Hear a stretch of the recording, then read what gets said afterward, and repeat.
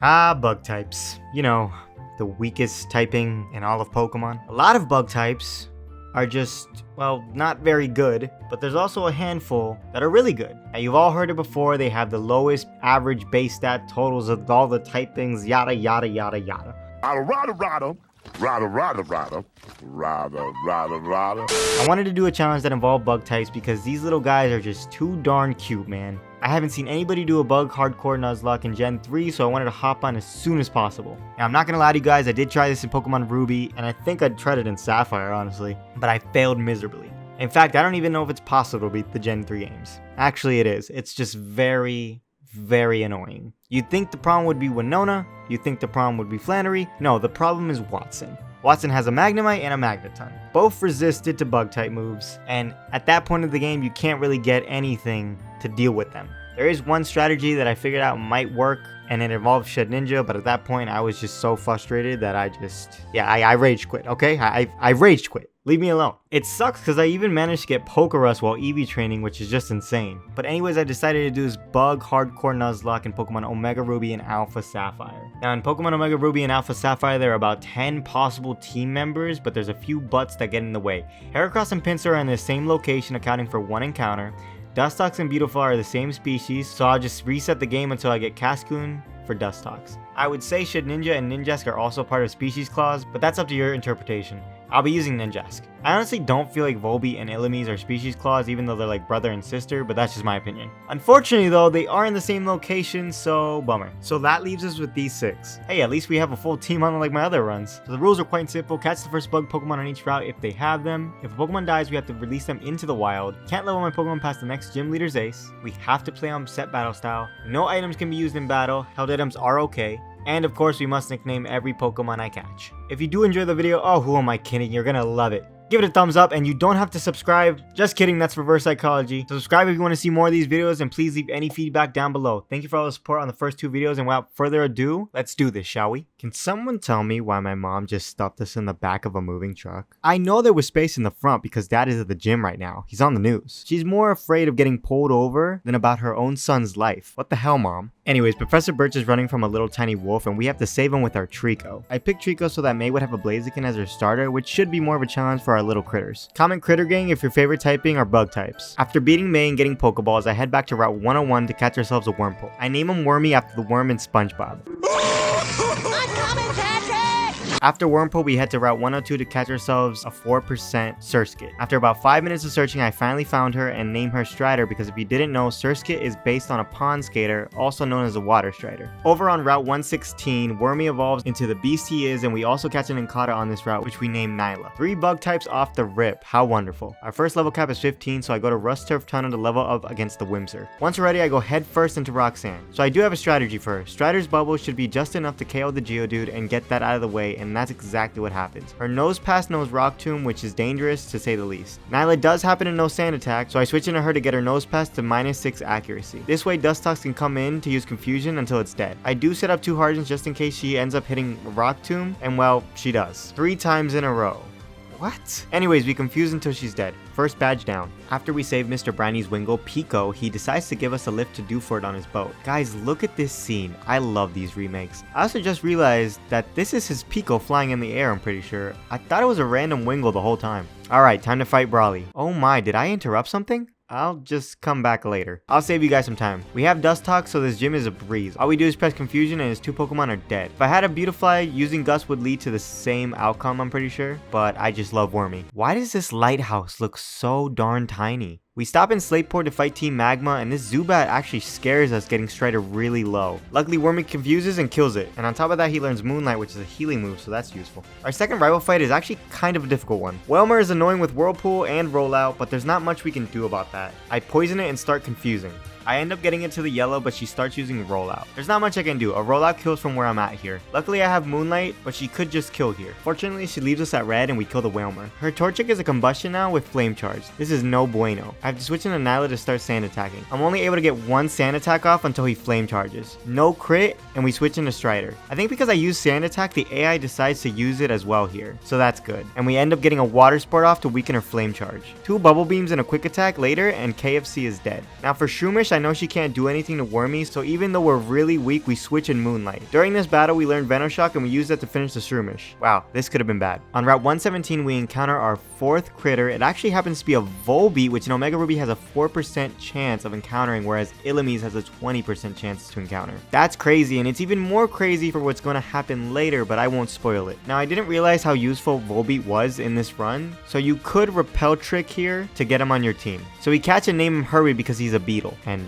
you know, that movie? You know what I'm talking about. Watson is actually beatable in Oras because Ninkata gets mud slapped before the gym. And it also helps that she's immune to his electric attacks. So this gym should be a breeze.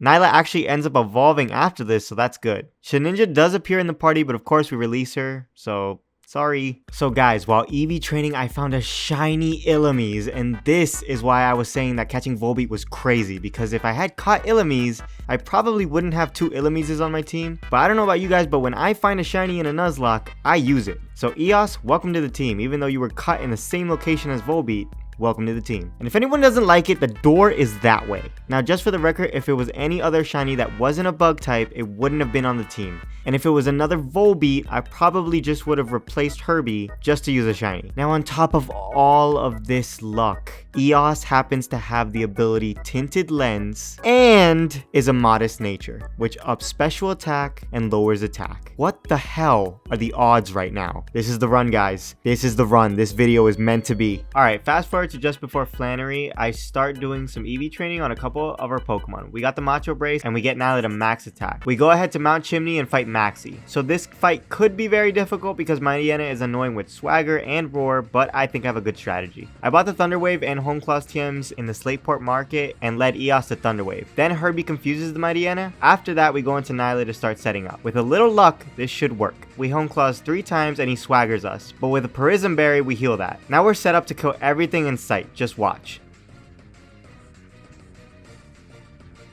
Ah, his face says it all. Here I get some special defense EVs on Strider, and I can't remember, but we might have maxed out on special attack here already. Someone explain to me why she's yelling at me. I didn't do anything to you. So I went to the move relearner in Fall Arbor Town to teach Strider Quiver Dance to beat Flannery. She starts with Slugma, so we just Quiver Dance, and she actually misses an overheat on the second turn. We're able to set up to +3 special attack and special defense and speed, and we just murder everything. Wait, hello? How did this turtle not die? How the fuck did he not die? Is that the Grim Reaper? No worries, she still gets flamed. No pun intended. Good job, Strider. I'm so proud. After this gym, May gives us the Go-Go Goggles, so now we can head into the desert to pick up our Claw Fossil. Then, in Fall Arbor Town, I thought we revived him here, but it's actually in Rustboro City. Luckily, the guy in Fall Arbor Town actually tells us where to go. So we head to this guy and he gives us Anorith. She's actually female, so we name her Salmonella because Anorith is an old ass shrimp. Anorith is great because it has battle armor, so we can play around crits with her.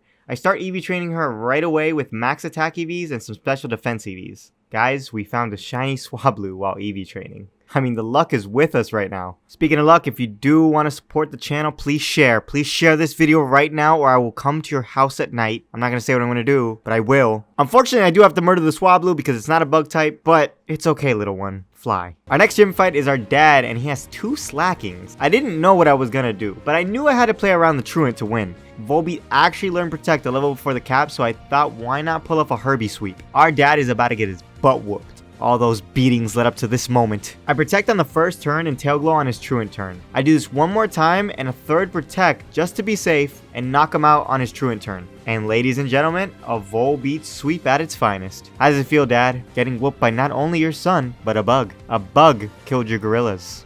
Shame. Wally's dad gives us the HM for Surf, and now we can head toward the right of Mauville to Fortree City. Both Wally's dad and my dad have a heartwarming talk. This is actually kind of sweet for a Pokemon game. We actually end up getting all the damage reducing berries on Route 123, and this is huge, but I had no idea this was even here, or at least I don't remember it being here. Our third rival fight, and honestly, I think we're that much closer to getting her number. I lead Strider because it's raining, and I Quiver Dance on the Whale Murder Sweep. Yep, that's how that goes. I wish they would have made May a little more difficult, but whatever. Winona is probably our biggest worry story in all of this run. She has a Swellow, Pelipper, Skarm, and Altaria. This is not an easy fight, especially because Swellow knows double team and is super fast at a base 125 speed. I spent an hour or more figuring out what I was gonna do. I thought I could get Ice Beam before this gym, but it's after we get dive, so Masquerain wasn't sweeping. So our next option to sweep is obviously Herbie, but the question was how? I came to the conclusion Swellow is just too strong and too fast, and we need to set up on something else. So I went to the move relearner and taught Wormy Whirlwind. This should give us a chance to set up on any other Pokemon that comes out. I also bought the TM for Charge Beam to have a super effective move on Herbie. And on top of all those things, Nyla gets the move Baton Pass right at the level cap, so that's huge.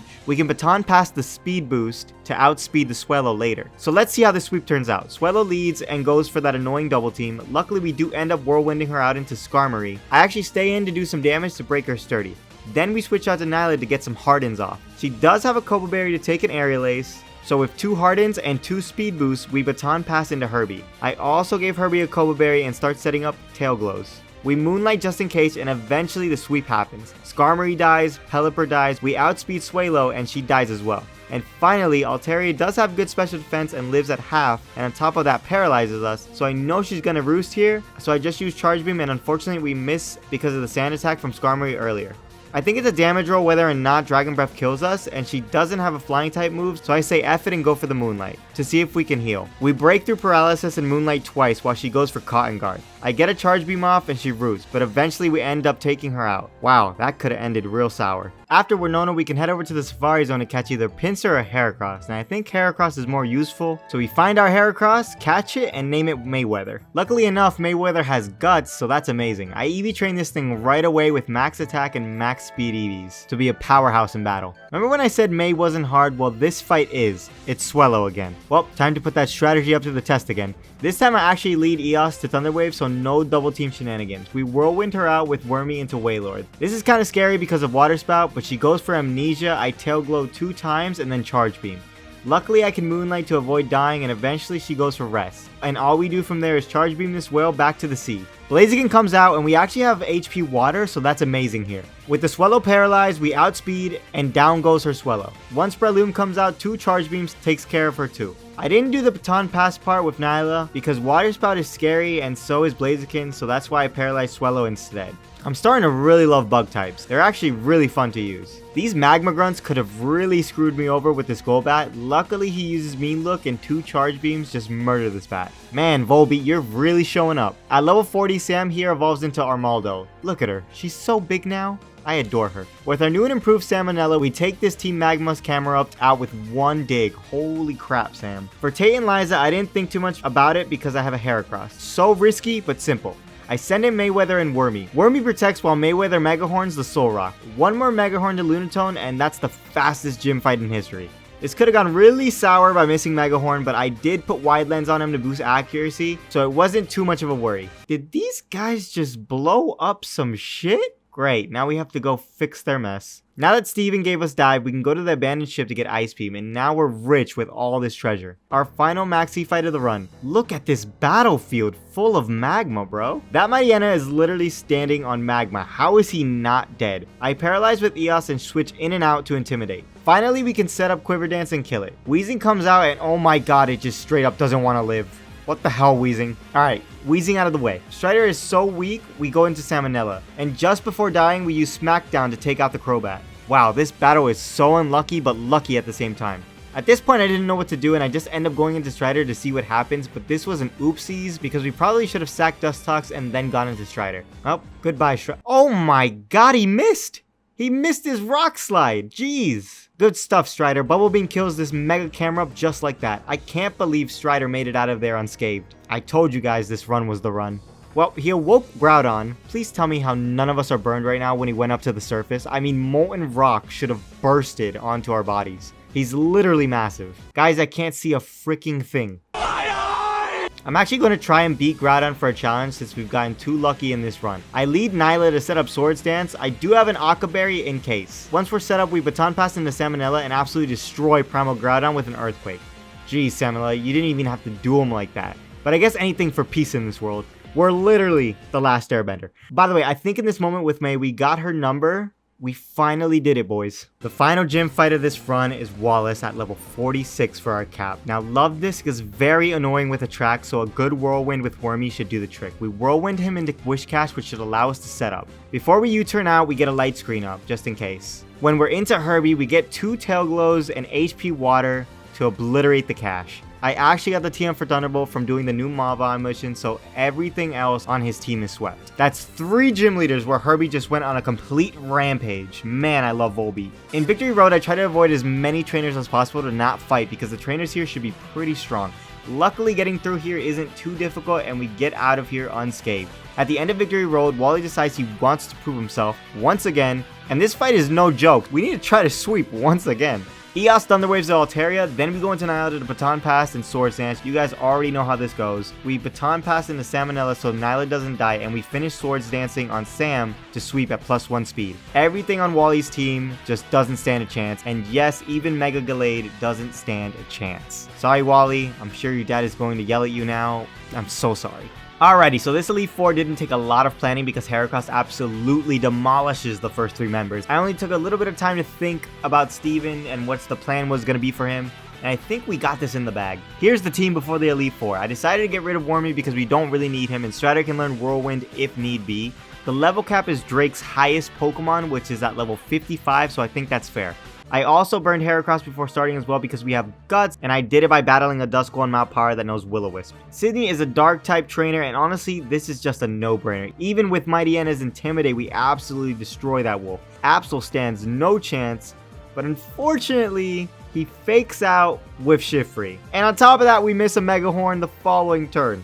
Even with Wide Lens, it's still a risk. The extra sensory and the burn gets us to literally 9 HP. Plan B, we switch into Strider and get 1 Quiver Dance up. Honestly, we could have just started with this, and there goes the rest of his team.